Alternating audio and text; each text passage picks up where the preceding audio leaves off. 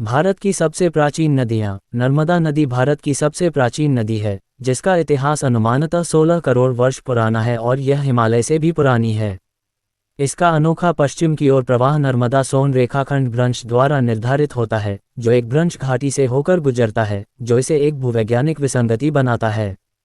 हमसे जुड़े नदियां वास्तव में भारत की जीवनदायिनी हैं, जो सहस्राब्दियों से इसकी भूमि, संस्कृति और अर्थव्यवस्था को आकार दे रही हैं। उन्होंने प्राचीन काल से ही पेयजल, सिंचाई और उद्योग के लिए जल उपलब्ध कराया है और सिंधु घाटी जैसी दुनिया की कुछ प्राचीनतम सभ्यताओं को सहारा दिया है। इनमें से कई जलमार्ग लाखों वर्ष पुराने हैं, जो विशाल हिमालय से भी पुराने हैं। भारत उपमहाद्वीप में 400 से अधिक नदियों का घर है। इनमें से गंगा भारत की सीमाओं के भीतर पूरी तरह से बहने वाली सबसे लंबी नदी है और इसे प्रवाह की दृष्टि से भी सबसे बड़ी नदी माना जाता है।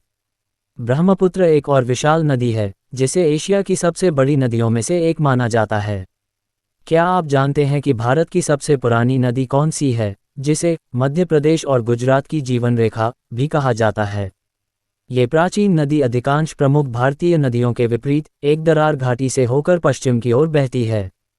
नर्मदा नदी को भारत की सबसे प्राचीन नदी माना जाता है और भूवैज्ञानिक साक्ष्य बताते हैं कि इसकी प्रणाली लगभग 16 करोड़ वर्ष पुरानी है। यह मध्य प्रदेश के अमरकंटक पठार मैकल पर्वतमाला पर स्थित नर्मदा कुंड से निकलती है। 5 करोड़ वर्ष से अधिक की औसत आयु वाली गंगा नदी निस्संदेह भारत की सबसे प्रसिद्ध और पवित्र जलमार्ग है। ये भारत और बांग्लादेश से होकर बहने वाली एक अंतर्देशीय नदी है। अलकनंदा नदी का उद्गम उत्तराखंड के देवप्रयाग से होता है। यमुना नदी, जिसका इतिहास 2.2 करोड़ वर्ष से भी पुराना है, एक महत्वपूर्ण और अत्यंत प्राचीन जलमार्ग है। ये गंगा की दूसरी सबसे बड़ी सहायक नदी और भारत की सबसे लंबी नदी है। यमुनोत्री से निकलने वाली यह नदी लाखों लोगों को पानी उपलब्ध कराती है, जिसमें नई दिल्ली का लगभग 70% पानी भी शामिल है। दुर्भाग्य से, यमुना दुनिया की सबसे प्रदूषित नदियों में से एक होने के लिए भी कुख्यात है। सोन नदी एक प्राचीन नदी है जिसकी अनुमानित आयु 2000 वर्ष से भी अधिक है।